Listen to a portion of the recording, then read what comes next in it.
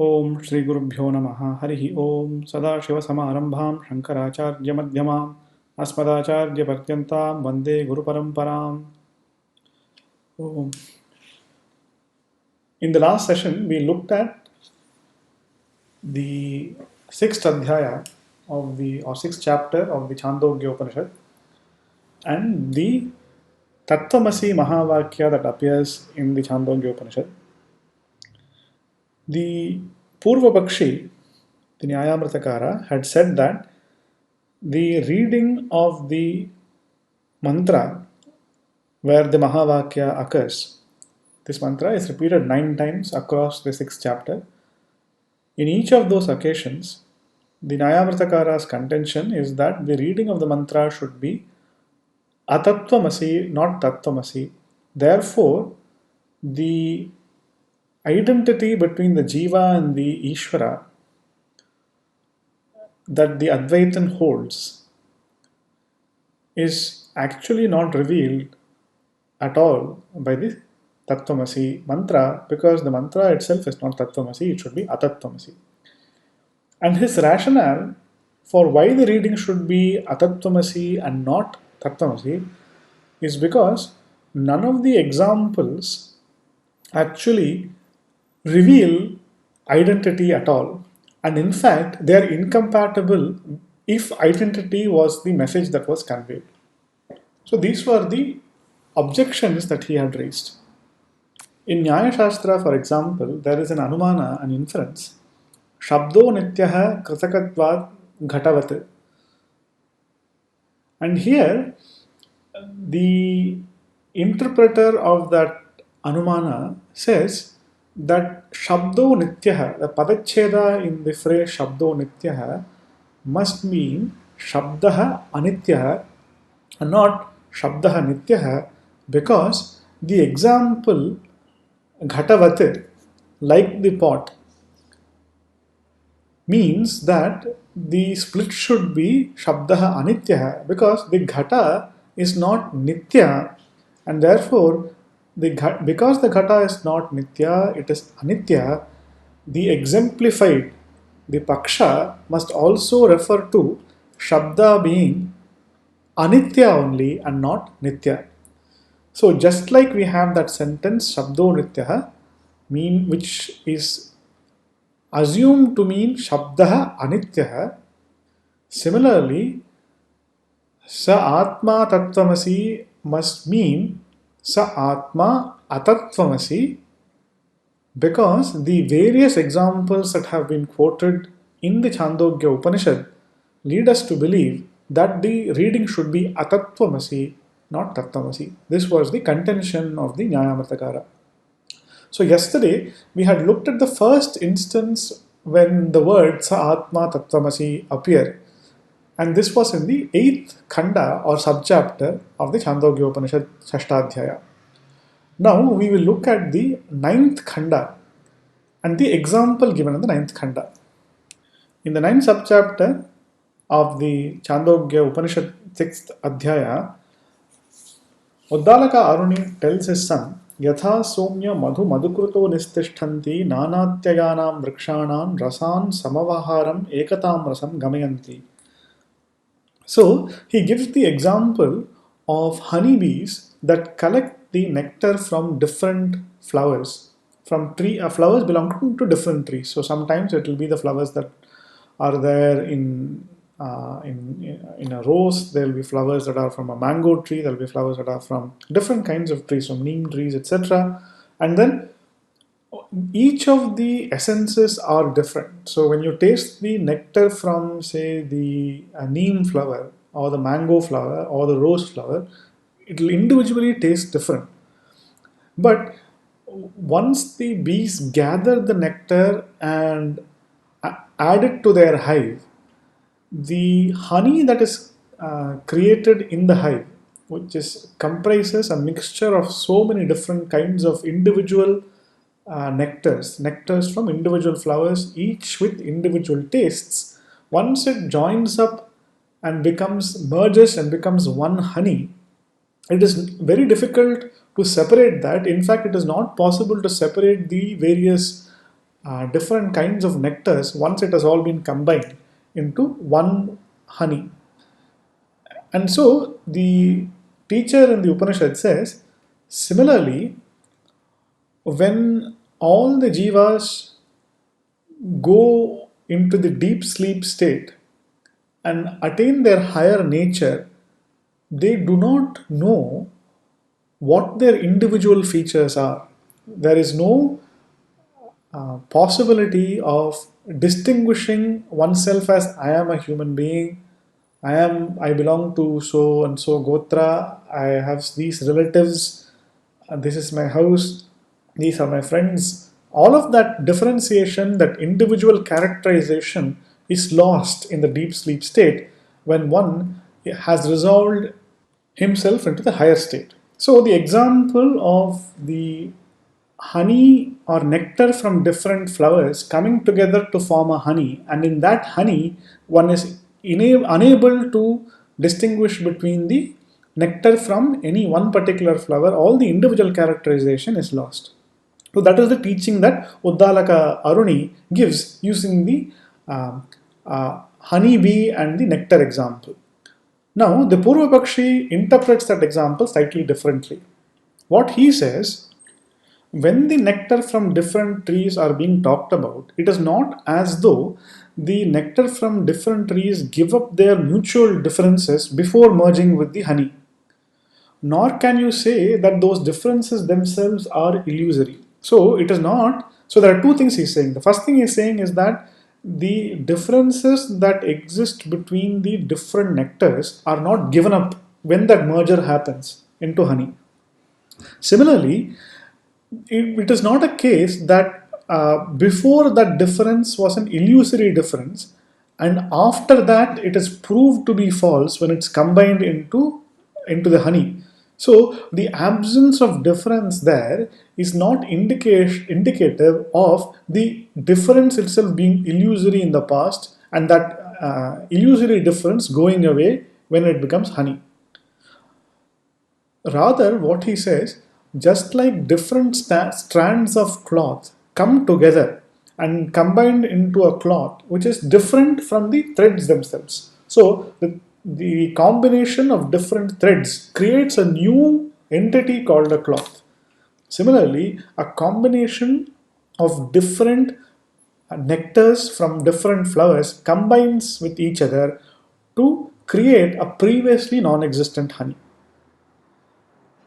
So that's what he's saying. Nahi nana vriksharasa anyonya bhedatyagena prak siddhena maduna aikyam apadyante nava prak bhedabhranti vishayaha paschat tad avishayaha kintu tantava iva patam anyonya bhinna eva prag asiddham madhu utpadayanti. So this is what he's saying. So those three things that we talked about, he's saying that it is creating a new entity, and that new entity is this honey, which is different from the individual nectars. Similarly, when we are talking about the jivas that have all given up their individual differences, it is not as if those differences do not exist when they become one with Ishvara during moksha. It is not that the difference was a mithya in the beginning during samsara avastha, and during moksha avastha that difference is proved to be illusory. No, that is not the case also. Rather, Ishvara, who is different from the jivas, when in Vaikuntha Loka, when he is there, when the jivas are there, that difference still persists even in moksha also.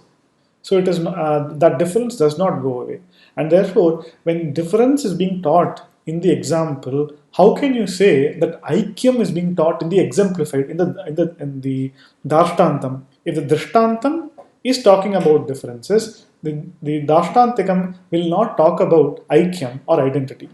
So this is what he is saying. Now, in response, the Siddhikara says that is not the intent of what the Shruti is trying to say. No, the Shruti is talking about how, in the absence of differentiating factors, differences are not perceived. So, during the waking state, what is the reason why we say that I am so and so. I am a jiva. I have this particular body. I am a human being. This is my name. This is my family. Because of the identification with the body, the identification with the mind. And so, by identifying with the human body, we say I am a human being. By identifying with the mind, we say I am happy, I am sad, I am angry, etc. So, the avachhedakas or the differentiating factors that cause us to believe us to be a jiva who is limited, etc., is the mind and the body upadhi that is present in the waking state, it's present in the dream state. But that mind and the body is not present. One is not aware of those things in the deep sleep state. And therefore, as the upadhi or the avachedaka, that is the mind and the body, is absent in the deep sleep state, the differences are not perceived in the deep sleep state also. The Siddhikara says, Sphuta avachedaka virahena spashta bhedabhava abhiprayena drishtanam upattatvena. That is, the example of the honey bee and the different flowers and the nectar from different flowers all becoming one, and in that honey one is not able to differentiate between the nectar from this flower or that flower. That is only saying that when the differentiating factors are absent or resolved, differences are not perceived. That is what we are talking about. Therefore, what is the cause of the perception of differences between the various jivas, between the jiva and the jagat, etc.? The cause of the differences is the presence of a differentiating factor. Now, this particular example has not come to talk about the ontological status of the difference. So, it is not saying that the difference is real or unreal, etc. So, whether it is the differences are real or unreal, the necessary meaning is conveyed. The necessary meaning being when the differentiating factor is absent, the differences are not perceived. That is all. And no comment is being made about whether such a difference is real or unreal, etc. Therefore, the Purva Pakshi's contention that a difference exists but it is not perceived in the example, therefore a difference must exist between the jivas, it may not be perceived. Such a thing is not valid because the example is not talking about the level of reality of those differences at all. It's merely saying when the differentiating factors are absent, one cannot perceive the differences. The ontological status of the difference between the different kinds of nectars is not being invoked to justify why that difference is not perceived when it is honey. The opponent then says, if you are saying that the example is only proving that a clear differentiation is not possible because the differentiating factors are absent, then how can you use that to argue that identity is what is being conveyed here? Because the lack of a clear differentiation does not establish identity. So the opponent is arguing in this manner. To this, the Siddhikara says that the example does serve the purpose of proving the possibility of identity. It creates the knowledge that there is the possibility of differences not being present when the differentiating factors are absent. That's what the purpose that it serves. So, to give an example, he says, take a room in which there is a pot. Now, there is space that is delimited by the room, and we call it room space. And there is space that is delimited by the pot. So, even when the pot is present in the room, the pot space is the same as the room space. There is no difference there in the space itself. The difference only exists in the delimiting factors, in the pot and the room. But the entity that is delimited, the space within the pot and the space within the room are the same. When the pot goes away, it is not as if the pot space merges with the room space. There is no merging involved of one entity into another entity. Rather, two entities that were assumed to be different are known to be the same when the differentiating factor goes away. Similarly, the example of the nectar from different flowers and the one honey serves the same purpose. As long as the association with those flowers exists, one says that this is the honey or nectar rather from the mango flower, this is the nectar from the rose flower, this is the nectar from the neem flower. But when they all merge into one honey, there is no differentiation whatsoever possible because the differentiating factors have gone. So, what this example serves is to create the knowledge of the possibility of identity. And that identity becomes possible when the differentiating factors are removed, when they go away. And that is the extent to which the example can be stretched. We cannot stretch the example beyond what is being conveyed here. The Purva Pakshi wants to stretch the example to say there is difference in the different nectars, and that difference creates those different nectars create a new product called honey, and that honey still exists. All of that is not even referred to in the wording of the Upanishad at all. The Shabda Pramana there does not talk about any of those things. It does not talk about whether the difference is real or not real. There is no reference made or parallel that is being made between the difference that exists in the different flowers and the differentiation of the jiva, etc. There is no reference to it that is made at all. So, to extend the example beyond its scope and say, therefore, that the purpose of this entire section is to talk about difference, and the example talks about difference, therefore, the reading must be different, is a stretch too far. That is Siddhikara's argument.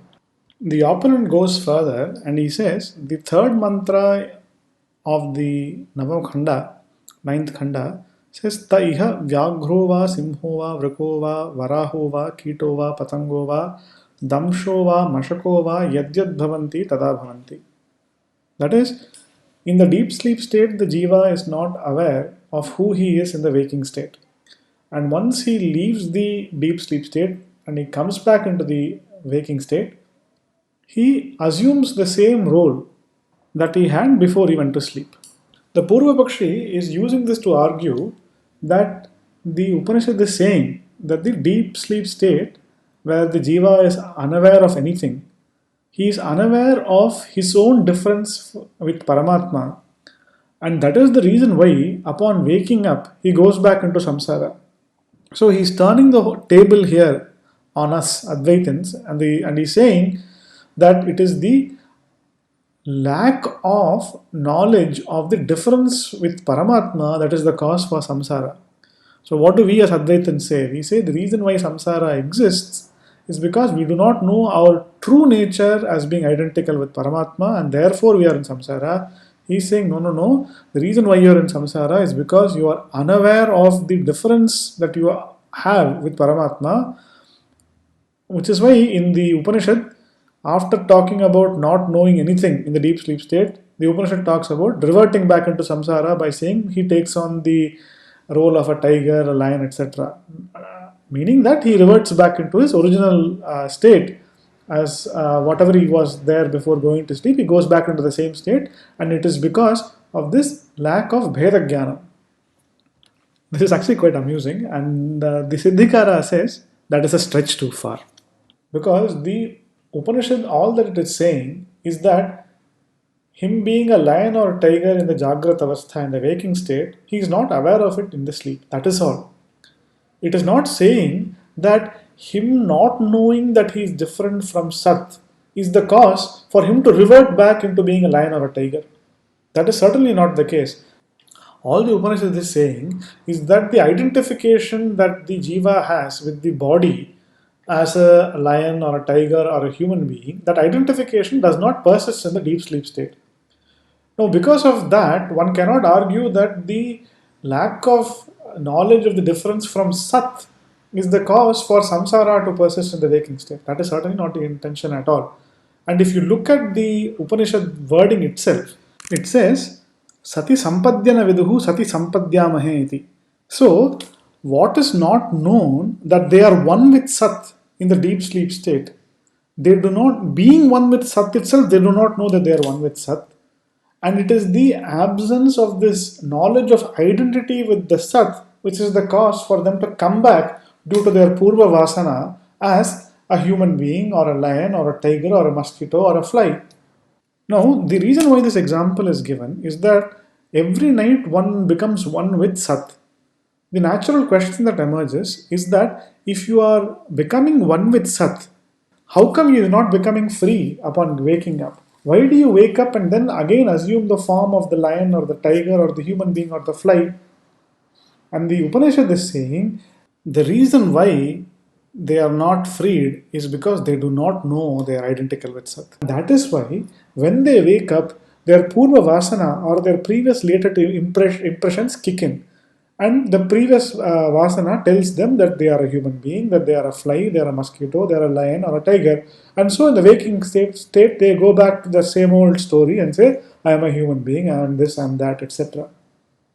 So, the Upanishad itself is clearly saying that Sati Sampadhyamahe iti na viduhu. They do not know that they are one with Sat, despite being Sati Sampadhya, despite being one with Sat. So, it is not the absence of Bheda Jnana, but it is the lack of Abheda Jnana which is the cause of them returning to samsara. Thus, we have looked at the second example also. To summarize, this example by invoking the honeybee collecting the nectar from different trees and then adding it into the honeycomb, and when all these nectars combine with each other and they become honey, one does not differentiate within the honey as belonging to this strand belongs to the nectar from that flower, this one belongs to something else, etc. When they are honey, there is no means of differentiation. The purpose of this example is to say that so long as one is identifying with the upadhi or the avachedakam, differences are perceived, and when one identifies with sat, those differences are not perceived. In deep sleep state, one identifies with sat, and therefore one does not know that I am a human being, I am so and so, etc. All those identification with anatma is not there in the deep sleep state, and therefore one does not perceive those differences that are perceived in the waking state because of the association with anatma. With that, we will bring this second talk also to a conclusion, and we will take up the third example mentioned in the 10th khanda in tomorrow's session. Purnamadav Purnamidam Purnat Purnamudachyate Purnasya Purnamadaya Purnameva Vashishyate. Om Shanti Shanti Shanti.